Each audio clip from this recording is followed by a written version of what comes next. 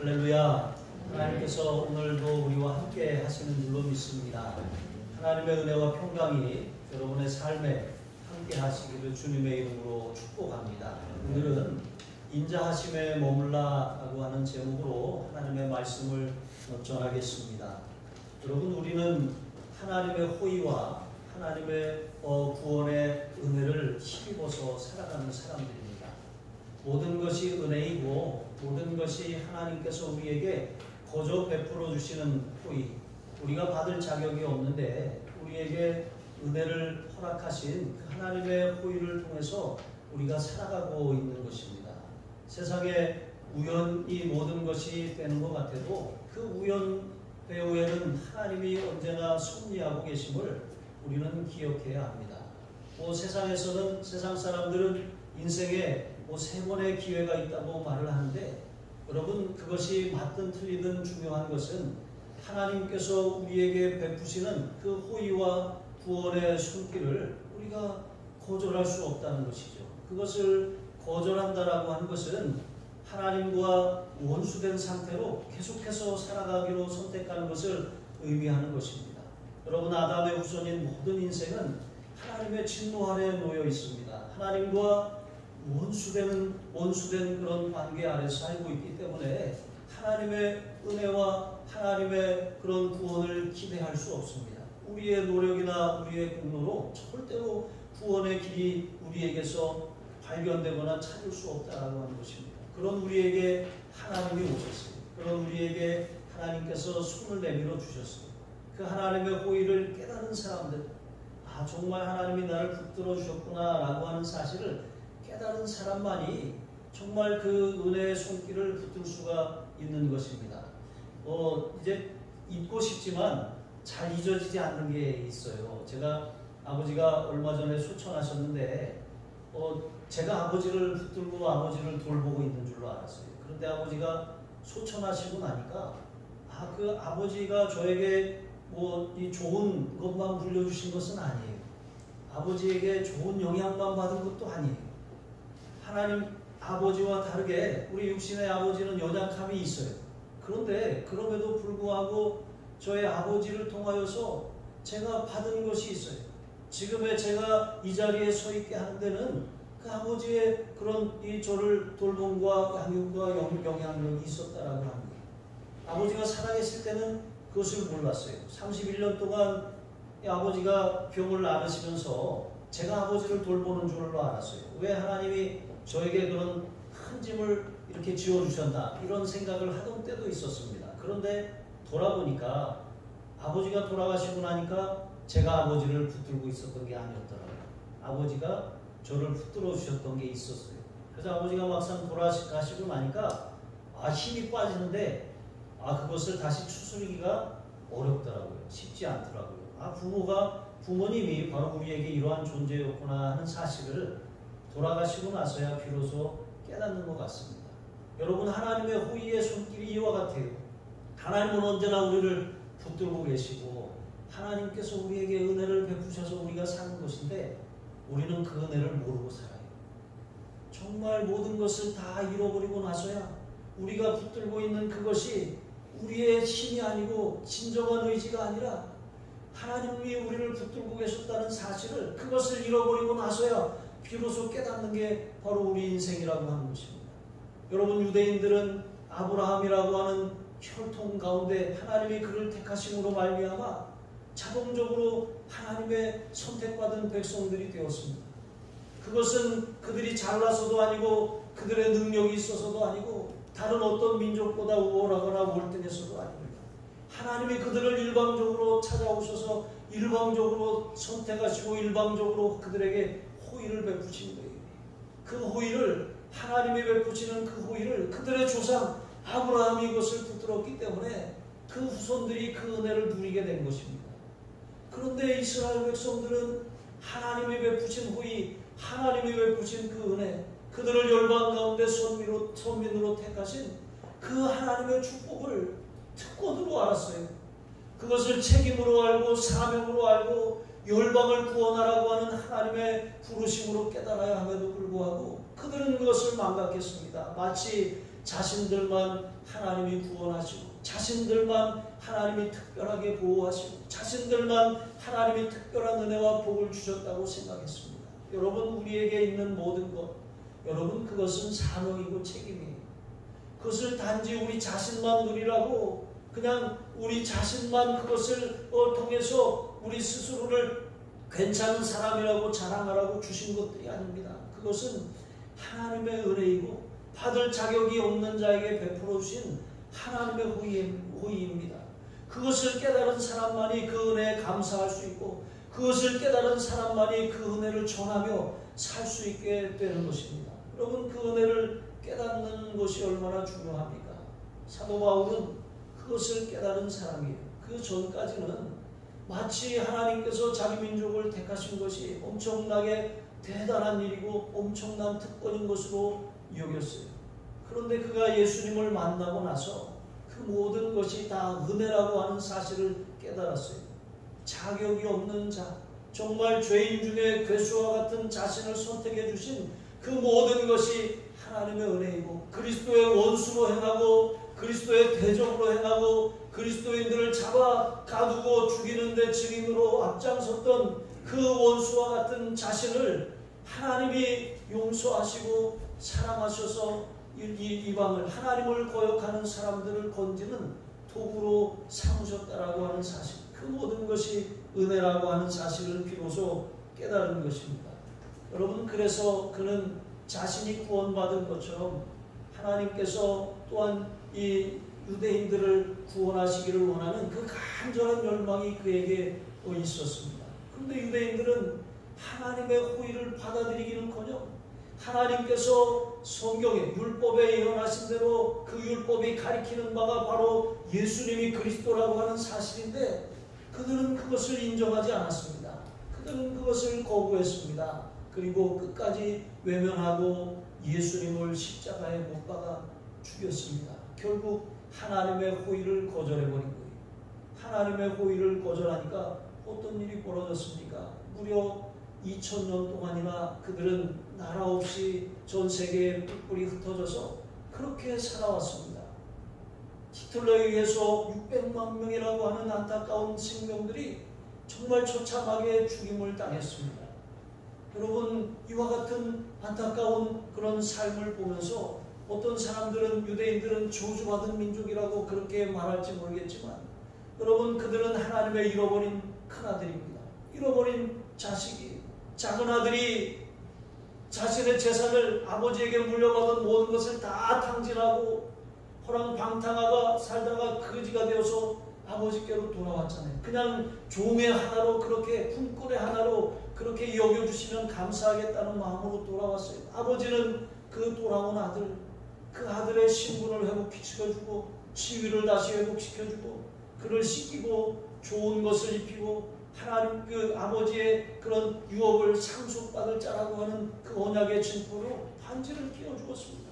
송아지를 잡아 잔치를 베풀었습니다. 그런데 집에 남아서 아버지를 돌보던 그 아들은 어떻게 했습니까?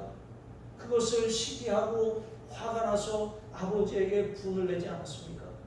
아니, 이렇게 자기 재산을 다, 아버지 재산을 다 탕진하고 돌아온 이 아들을 위해서 어떻게 이렇게 할 수가 있습니까? 저는 아버지를 한 번도 거역한 적이 없고 아버지를 곁에서 이렇게 모시지 않았습니까? 너무나도 억울하고 너무나도 배 아파하는 것 아니겠습니까? 여러분, 이것이 바로 이스라엘 백성들의 모습입니다. 하나님의 유업을 상속받은 하나님의 언약의 주인공들입니다. 메시아가 그들에게서 났습니다. 모든 언약들이 다 그들의 것입니다. 율법을 하나님이 그들에게 주셨습니다. 그런데 그 율법의 마침이 예수 그리스도라고 하는 사실을 깨닫지 못하고 마지막으로 그들에게 베푸시는 하나님의 호의를 거절하고 말았습니다. 여러분, 너무나도 안타까운 일인 것이죠. 그런데 바울은 그 모든 것이 하나님의 섭리라고 말하는 거예요. 유대인들이 잠시 버림을 받았지만 그것은 아주 하나님이 버리신 것이 아니라 그들을 내버려 두심으로 말미암아 하나님께서 이방인들을 구원하시기를 원하셨던 거예요. 이방인의 충만한 수가 채워지기까지 유대인들을 내버려 두게 하심으로 이방인들이 하나님의 호의를 받아들이고 하나님의 구원을 누리고 하나님의 축복을 입는 것을 보고 그들이 시인하게 하셔서 결국은 다시 그들로 돌아오게 하시려고 하는 하나님의 놀라운 구원의 섭리와 계획이 거기에 있다고 말하는 것입니다.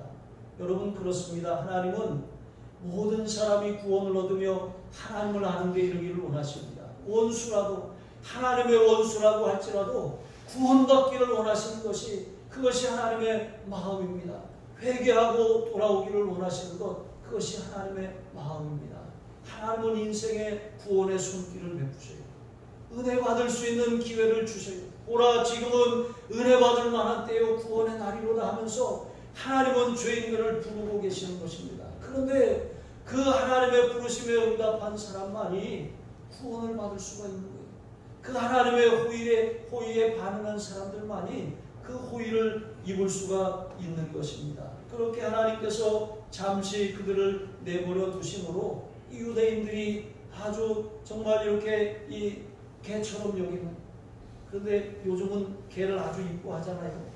뭐 자식같이 그렇게 여기잖아요. 그런데 예수님 당시에는 아주 부정하고 또 이렇게 더럽고 아무 데서나 이렇게 토한 것을 들어먹는 그 부정한 짐승의 그런 대명사였습니다. 그래서 이 사마리아 사람들을 개들처럼 그렇게 여겼던 거예요.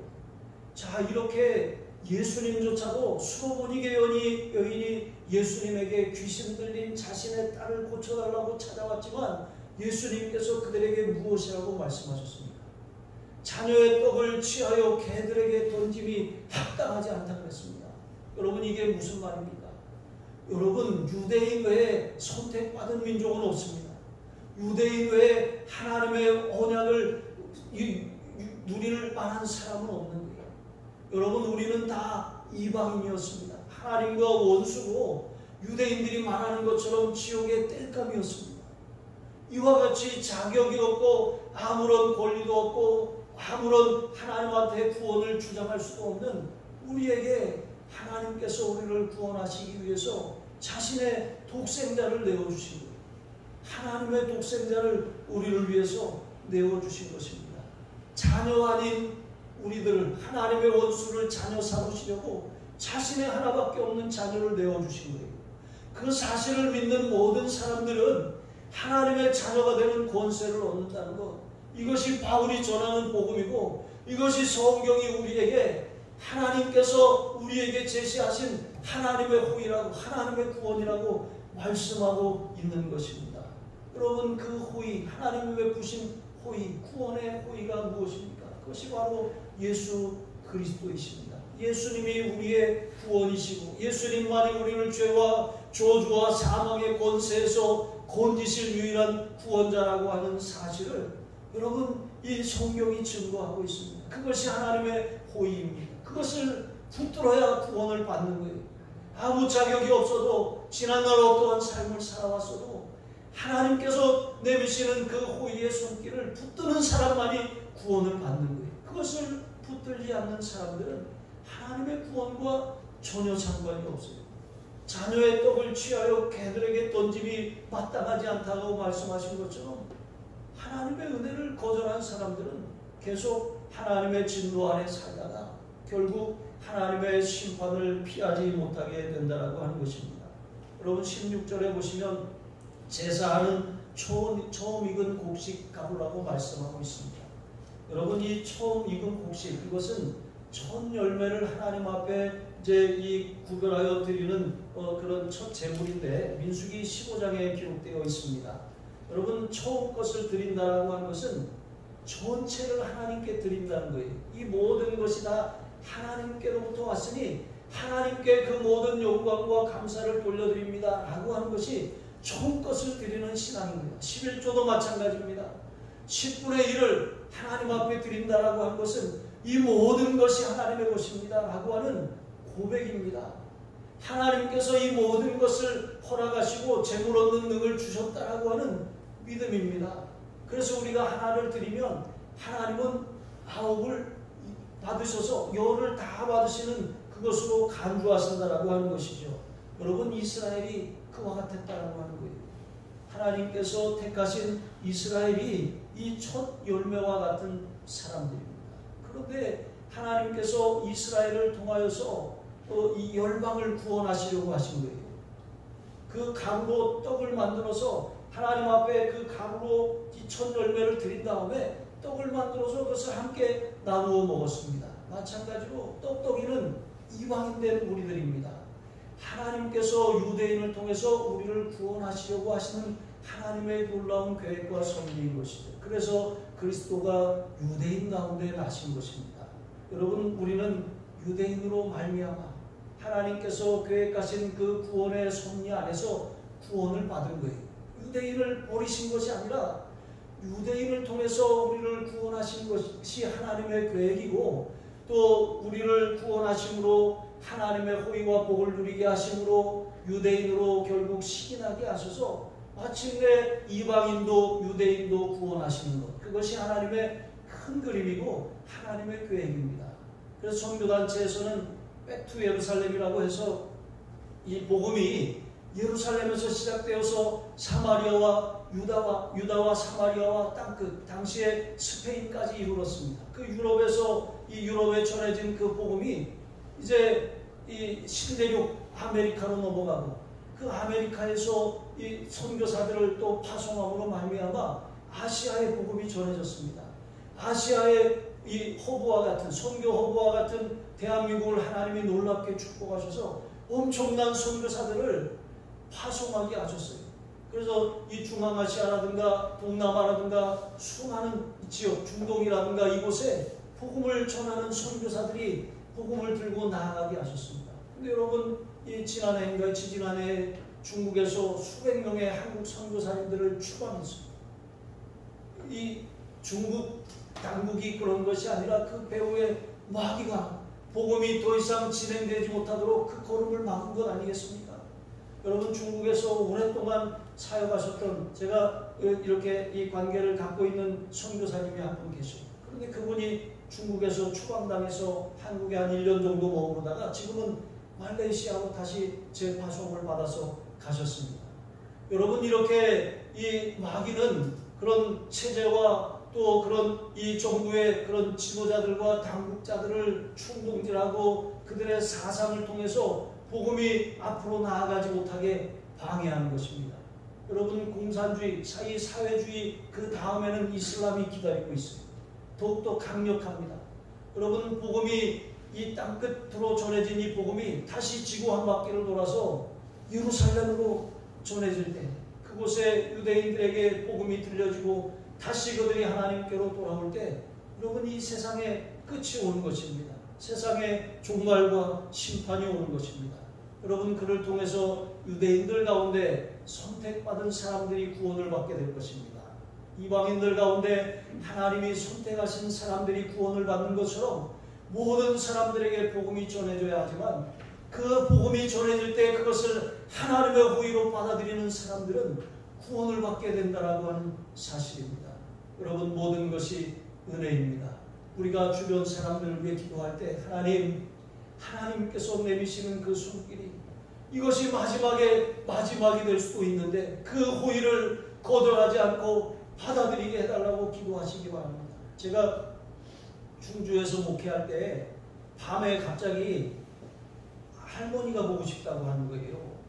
그래가지고 청양에 외가에 가고 싶다고. 그래서 밤에 그래 가자. 그래 가고 밤에 차를 몰고 갔습니다. 갔더니 이제 할머니가 이제 너무 반가워서 저를 굉장히 손주 사위라고 이뻐하셨거든요. 되게 반가워하셔서 저는 이제 이쪽 방에서 자고 또 할머니랑 도란도란 대화를 나누면서 복음을 전했어요. 그런데 그 할머니가 그렇게 완고하시고 또 그렇게 이 예수님과 상관없이 살아가시던 할머니가 손녀딸이 전하는 복음을 듣고 예수님을 그 자리에서 영접했습니다. 너무나도 기뻐서 우리 할머니를 위해서 청양교회 이제 이 부목사로 있던 제 친구에게 연락을 했어요. 나는 이제 가는데 친구야, 와서 우리 할머니 세례 좀 줬으면 좋겠다. 할머니 얼마 사시지 못하실 것 같아. 그랬더니 친구가 다임 목사님한테 말씀드려서 그렇게 하겠다. 그래서 그 청양교회에서 와서 할머니 세배도 주고 장례도 잘 치러드렸습니다. 여러분, 하나님께서 우리 할머니에게 마지막으로 내미신 호의의 손길이었어요. 여러분, 우리는 하나님께서 베푸시는 이 구원의 역사를 하나님의 백성들에게, 깨어있는 하나님의 사람들에게 말씀하셔서 그것을 전하게 하신다는 것을 기억해야 되는 것이죠. 우리가 기도하면 우리 주변 사람들이 살아날 기회를 얻습니다. 우리가 깨어있으면 하나님의 우리를 도구로 사용하셔서 그들을 하나님께로 인도해 주실 줄로 믿습니다. 그와 같은 하나님의 호의의 도구로 쓰임받으시는 저와 여러분이 되시기를 바랍니다. 두 번째로, 우리가 구원받은 것은 하나님의 호의, 은혜로 받은 거예요. 이것은 어떤 자격이나 우리의 공로가 아닙니다. 그렇다면 우리의 구원에 대해서 우리가 자랑할 것이 없다는 거예요. 너희가 그 은혜를 인하여 믿음으로 말미암아 구원을 받았으니 이것은 너희에게서 난 것이 아니요 하나님의 선물이라. 행위에서 난 것이 아니니 이는 누구든지 자랑치 못하게 아민이라 말씀하신 것처럼 구원은 은혜이고 선물입니다. 받을 자격이 없는 자에게 베풀어 주신 하나님의 호의입니다. 그렇다면 우리가 스스로 자랑할 것이 아닙니다. 나는 아무것도 아닙니다. 은혜로 구원받았습니다. 은혜로 살아갑니다. 이렇게 고백하며 늘 겸손하게 항상 두렵고 떨리는 마음으로 우리의 구원을 이루어야 할 줄로 믿습니다. 17절에 보시면 바울은 이방인이 구원받은 것에 대해서 참 감람나무와 돌 감람나무의 비유를 통해서 설명합니다. 참 감람나무는 이스라엘이에요. 이스라엘 가운데 특별히 아브라함의 계보를 잇는 믿음의 사람들입니다. 여러분, 그렇게 하나님의 선택받은 남은 자들이죠. 여러분, 이 참 감람나무, 하나님께서 이 참 감람나무를 택하셨는데, 그런데 우리는 돌 감람나무였어요. 먹을 수 없고 그냥 들에 아무렇게나 자라나는 그런 돌 감람나무였습니다. 이 땔감 정도에 불과했었던 것이죠. 그런데 하나님이 이스라엘의 실패를 통해서 그 이스라엘이 열매 맺지 못하는 가지를 꺾어내시고 그 자리에 돌 감람나무 가지인 우리를 족붙이셨다라고 하는 거예요. 그래서 하나님과 상관이 없던 자들이 하나님의 자녀가 되고 하나님의 언약과 무관하던 자들이 하나님의 언약의 주인공이 됐다라고 하는 거예요. 예수 그리스도로 말미암아 성경의 모든 약속이 이제 우리의 것이 되었다라고 하는 것입니다. 예수 그리스도 안에서 하나님의 약속이 얼마든지 우리에게 이해가 되는 거예요. 예스가 되는 것입니다. 아멘 할 때 하나님이 그 언약을 우리의 삶에 동일하게 적용해 주시는 줄로 믿습니다. 우리는 우리의 힘으로 열매를 맺는 것이 아니에요. 우리의 힘으로 참 감람나무 열매를 맺는 것이 아닙니다. 하나님의 은혜로 접붙여 주셨어요. 그리고 그 나무를 통해서 친행을 받게 하신 것입니다. 여러분, 우리는 꼭 붙어 있기만 하면 저절로 열매를 맺는 거예요. 가지가 나무에 붙어 있으면 이 사람은 과실을 많이 맺나니 너희가 나를 떠나서는 아무것도 할 수 없음이라 예수님이 말씀하신 것처럼 우리는 예수님께 붙은 사람들인데 예수님께 떨어지지 않고 붙어 있으면 여러분, 우리는 열매를 맺는 삶을 사는 거예요. 이 접속이 잘 안 되는 게 있잖아요. 요즘 핸드폰이 얼마나 좋은지 제가 핸드폰을 가방에다 이렇게 넣었는데 거꾸로 넣었어요. 이렇게 우산을 들고 가는데 우산에서 떨어진 물이 그 핸드폰 거기에 그 충전구 속으로 물이 막 들어간 거예요. 근데 그것도 모르고 와서 충전해야지 하고 딱 꽂았더니 화면에 뜨더라고요. 이제 그 물이 들어갔다고 충전을 멈추라고. 그래서 처음 봤어요. 물을 넣어보니까 알겠더라고요. 그래서 물을 이렇게 털어낸 거예요. 접속이 안 되는 것이잖아요. 여러분, 우리의 삶도 마찬가지입니다. 예수 그리스도께 꼭 붙어 있어야 하는데 예수님과 우리 사이에 다른 게 끼어들어가면 접속이 안 되는 거예요. 예수님과 우리 사이에 어떤 우리의 공로나 우리의 자랑이나 어떤 우리의 그런 내세우는 것이 조금이라도 들어가면 우리는 예수님의 이름으로 산다고 하지만 예수님과 상관없는 삶을 살고 예수님과 상관없는 결정을 내리고 예수님과 상관없는 선택을 하며 다른 길로 걸어갈 수밖에 없다라고 하는 사실입니다. 여러분, 그 길은 광야예요. 예수님과 연결되지 않고서는 절대로 앞으로 나아갈 수 없는 길입니다. 비로소 주저앉아서 회개하고 다시 예수님을 붙들어야 하는 상황이 되는 것입니다. 예수님 없는 삶은 환난과 곤고뿐인 것이죠. 여러분 한순간도 예수님을 잊지 마시기를 바랍니다. 여러분 임종의 현장에서 가장 그분에게 들려주는 그런 이 말씀이 무엇입니까? 예수님 손 꼭 잡으세요. 예수님 손 꼭 잡으세요. 예수님 손 놓지 마세요. 예수님만이 우리를 천국에 들어가게 하십니다. 예수님만이 우리의 구원이 되십니다. 우리가 어떤 삶을 살았든 한편 강도를 하나님이 구원하신 것처럼 예수님 손 붙들면 하나님께서 의롭다 인정하시고 천국에 들이십니다. 이렇게 예수님을 전하는 것 아니겠습니까? 예수님께 꼭 붙어 살아가시는 저와 여러분이 되시기를 바랍니다. 아무것도 우리가 자랑할 것이 없습니다. 오직 예수님만을 자랑으로 삼아야 하는 것이죠. 여러분 이 참감람나무에 접붙임을 받은 이 돌감람나무 가지는 꼭 붙어 있기만 하면 이 뿌리로부터 진액이 올라와서 그 참감람나무에 붙어 있던 진액을 공급받게 됩니다. 그 진액을 제대로 공급받으면 여러분 어떤 일이 벌어집니까? 예수님께서도 그들의 열매로 그들을 알지니라 그랬어요. 아무리 아름다운 말을 구사하고 아무리 그 신앙에 대한 그런 연설이 아주 청산유수와 같다고 할지라도 그 사람의 열매를 가만히 보세요. 그 열매를 보면 저 사람이 말쟁인지 아니면 진정한 그리스도인인지 그것을 구분할 수 있다고 하는 것입니다. 열매는 흉내낼 수가 없어요. 열매만이 그 사람의 진가를 드러내는 것입니다. 우리가 예수님께 꼭 붙어 있으면 예수님에게 붙은 그 연결 접촉으로 인하여서 우리에게 참 진액이 연결되는 거예요. 예수님이 우리의 주인이 되시고 그 말씀에 우리가 순종하기 시작하면 우리 삶에 예수님 닮은 성품과 성령의 열매들이 맺혀지는 거예요. 하나님이 기뻐하시는 전도의 열매, 구원의 열매, 축복의 열매, 생명의 열매가 맺혀지는 것입니다. 예수님께 꼭 붙어 살아가시기를 바랍니다.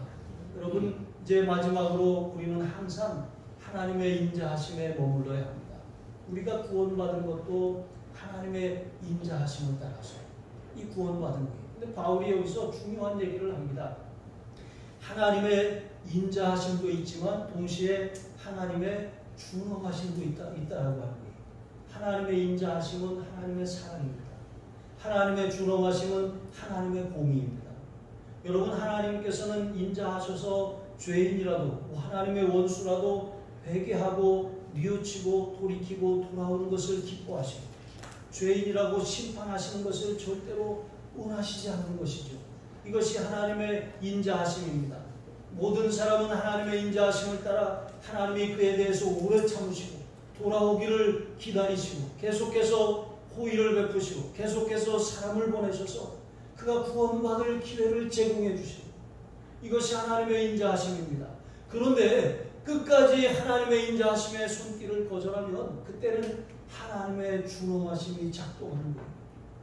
여러분 하나님의 준엄하심은 공의로운 심판입니다. 하나님은 죄에 대해서 반드시 심판하셔야 합니다. 하나님은 거룩하신 분이에요. 하나님은 죄를 너무나도 싫어하시고 너무나도 미워하시고 너무나도 가증히 여기시고 구원받은 하나님의 백성들도 그 죄악을 회개하지 않으면 성령께서 책망하시고 말씀의 거울에 비춰서 깨닫게 하시고 또 사람을 보내시고 그렇게 해서 돌이키라고 권면하시지만 끝까지 회개하지 않으면 하나님은 징계하시고 환난과 곤고가 찾아오는 것입니다. 이처럼 하나님은 준엄하십니다. 하나님은 또한 자비로우십니다. 하나님의 공의와 하나님의 사랑이 이루어진 현장이 바로 십자가입니다. 예수님께서 십자가를 지신 이유가 무엇입니까? 하나님이 우리를 심판하셔야 하지만 하나님은 우리를 너무나도 사랑하시고 너무나도 우리에 대해서 오래 참으시기 원하셔서 우리에 대한 심판을 유보하신 거예요. 그리고 그 심판을 예수님 하나밖에 없는 독생자의 십자가 위에 쏟아부으신 거예요. 우리에게 쏟아부으실 진노와 저주를 사랑하는 아들 독자에게 쏟아부으신 것입니다. 다 쏟아부으셨어요. 과거와 현재와 미래의 모든 죄악을 다 예수님 십자가 위에 쏟아부으셨어요. 우리가 그 사실을 믿으면 전에 어떤 삶을 살아왔는지 지금 어떠한 형편과 어떠한 모습을 가지고 있든지 이 사람에게 어떤 이 장래의 가능성과 기대가 있든지 그거와 상관이 없이 용서하시는 거예요. 하나님의 사랑을 입게 하시는 거예요. 우리가 받을 하나님의 준엄하신 심판을 예수님에게 쏟아부으심으로 하나님의 공의를 성취하셨고 하나님의 사랑을 자신의 독자를 우리를 대신하여 내어주심으로 확증하셨어요. 우리가 아직 죄인 되었을 때 그리스도께서 우리를 위하여 죽으심으로 하나님께서 우리에 대한 자기의 사랑을 확증하셨느니라 말씀하신 것처럼 여러분 우리가 하나님의 사랑이 아니었다면 구원받을 수 없는 그런 죄인일 뿐이었다라고 하는 것이죠. 여러분 그런데 바울은 여기서 하나님의 인자하심에 머물러야 한다고 말씀하고 있어요. 이렇게 우리가 은혜로 구원받았잖아요.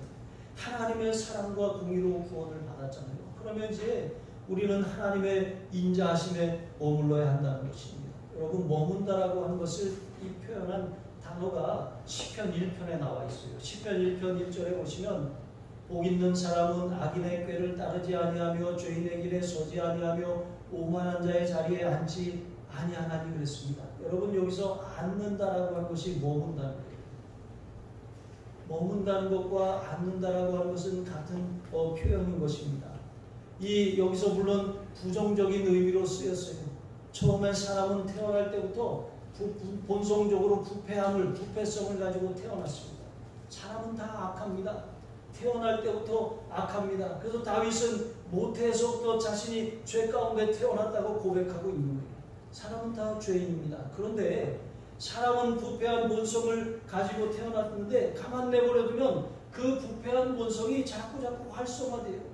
점점 더 마음이 완악해져서 결국에는 하나님의 선택받지 못한 사람의 모습으로 아주 확연하게 드러나는 거예요. 그 예수 없이 살다가 죽으면 그냥 완악한 상태로 살다가 생을 마감하게 되는 것이죠.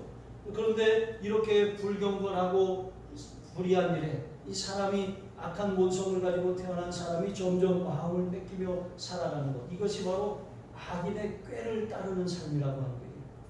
악인의 꾀를 이렇게 따라갑니다. 악인의 꾀를 따라가다 보면 이렇게 따라가다 보면 길을 만나잖아요. 그게 바로 이 죄인의 길에 들어서게 된다라고 하는 것입니다. 한 번, 두 번 내가 그것을 이렇게 따라갔는데 나중에 가보니까 거기에 많은 사람들이 가는 길이 있어요. 나도 그 길에 동참해서 함께 걸어가고 있는 것입니다. 그렇게 가다가 보니까 결국 그렇게 살아가는 삶을 통해서 스스로 이제 하나님으로부터 완전히 멀어진 오만한 자의 자리에 앉는 이런 상태에 된 것입니다. 하늘 위와 하늘 아래 자기 자신이 하나님이에요. 아무도 없는 것입니다. 이것이 바로 교만 중에 가장 큰 교만인 것이죠. 자, 이것이 악인의 최종적인 특징이라고 하는 것입니다. 그래서 우리가 이제 반대로 하나님께서 우리에게 말씀하신 것처럼 이제 따르다, 서다, 앉다 라고 하는 이 동사를 우리가 하나님 앞에 선 우리 자신에게 그렇게 적용하면 이렇게 할 수 있다라고 하는 거예요. 머문다라고 하는 것은 앉는다라고 하는 것인데 하나님의 인자하심에 계속 머물기 위해서는 우리가 처음에 내 생각을 내려놔야 돼요. 내 뜻을 내려놔야 돼요. 내 고집과 내 계획을 내려놔야 돼요. 내가 옳다고 주장하는 것, 그것이 하나님의 말씀의 거울에 비춰봤을 때 옳지 않다면 내려놔야 되는 것입니다. 포기해야 되는 것입니다. 정과 욕심을 십자가에 못 박아야 돼요. 고집 부릴 것이 아닙니다. 하나님 앞에 고집 부렸다간 큰일 나는 거예요. 바로 우리가 이것을 깨닫는 순간 인정하고 회개해야 되는 것입니다. 여러분, 그렇게 우리가 이제 이 악인의 꾀를 쫓는 그런 삶을 내려놓는 것이죠. 그러면 그렇게 내려놓다 보면 이제 우리 앞을 뿌옇게 가리고 있던 안개가 고쳐지는 거예요. 의의 길, 생명의 길이 보이기 시작하는 거예요. 성경을 읽어도 하나님이 기뻐하시고 하나님이 원하시는 뜻을 발견하게 되는 것입니다. 우리가 선지자가 말했던 것처럼 하나님께서 우리에게 구하시는 것이 무엇인지를 찾게 되는 거예요. 그 길을 따라 걷기 시작하는 거예요. 그것이 바로 의인의 길에 들어서는 것입니다. 그렇게 의인의 길을 따라가는 사람들은 예수님을 만나게 되는 것이죠. 여러분, 예수님께서 함께 우리를 위해서 십자가에 함께 죽으시고 함께 부활하셨어요. 바울은 그것을 우리가 예수님과 연합했다고 말씀하고 있는 것이고, 함께 하나님께서 일으키사 함께 하늘에 앉히셨다고 했습니다. 여러분, 함께 하늘에 앉히셨다라고 하는 것, 그것은 날마다 하나님 보좌 우편에 나아가며 하나님의 은혜를 힘입어 살아가는 그런 삶이 시작되었다라고 하는 것이죠. 여러분, 이렇게 우리가 하나님의 은혜로 살아가는 것, 신앙생활은 훈련이 필요합니다. 우리의 생각을 내려놓기가 어렵습니다. 의의 길을 따라가는 것도 쉽지 않습니다. 믿음으로 살고 주님이 기뻐하시는 그런 위치에 우리가 앉아서 살아가는 것이 결코 쉬운 일은 아닙니다. 그럼에도 불구하고 우리가 날마다, 여러분, 그 뒤에 있는 말씀이 무엇입니까? 악인의 꾀를 따르지 아니하며 죄인의 길에 서지 아니하며 오만한 자의 자리에 앉지 아니하며 오직 여호와의 율법을 즐거워하여 그 율법을 주야로 묵상하는 자로다. 여러분, 날마다 하나님 말씀 앞에 머물고 날마다 하나님의 뜻을 구하고 날마다 하나님의 은혜를 구하며 살아가는 삶, 이것이 하나님의 인자하심에 계속해서 거하는 길인 줄로 믿습니다. 그렇게 살아갈 때 하나님은 우리에게 은혜를 베풀어 주셔서 생명의 열매, 축복의 열매, 은혜의 열매를 맺게 하여 주실 줄로 믿습니다. 그와 같은 삶을 살아가시는 저와 여러분이 되시기를 주님의 이름으로 축복합니다. 기도하시겠습니다. 하나님 아버지, 참으로 감사합니다. 하나님, 우리는 죄인입니다. 오직 예수 그리스도의 공로와 십자가의 은혜로 구원을 받았습니다. 하나님, 받을 자격이 없는 우리에게 하나님이 베푸시는 호의, 구원의 손길, 예수 그리스도를 붙들었기 때문에 우리가 구원받은 것이지, 거기에는 우리의 어떤 노력이나 우리의 공로가 조금도 없음을 고백합니다. 주님, 그러므로 우리가 높은 마음을 품지 않게 하시고 언제나 겸손하게 두렵고 떨리는 마음으로 우리의 구원을 이루게 하여 주시옵소서. 우리가 은혜로 구원받았으면 이제 하나님의 은혜로 살려면 하나님의 인자하심에 계속해서 머물기를 힘쓰며 살 때, 하나님, 예수님을 통한 그런 이 예수님께 연결됨으로 붙어있음으로 참 진액인 생명의 능력을 날마다 힘입어 풍성한 열매를 맺게 하여 주시옵소서. 감사하며 축복하며 예수님의 이름으로 기도합니다. 아멘.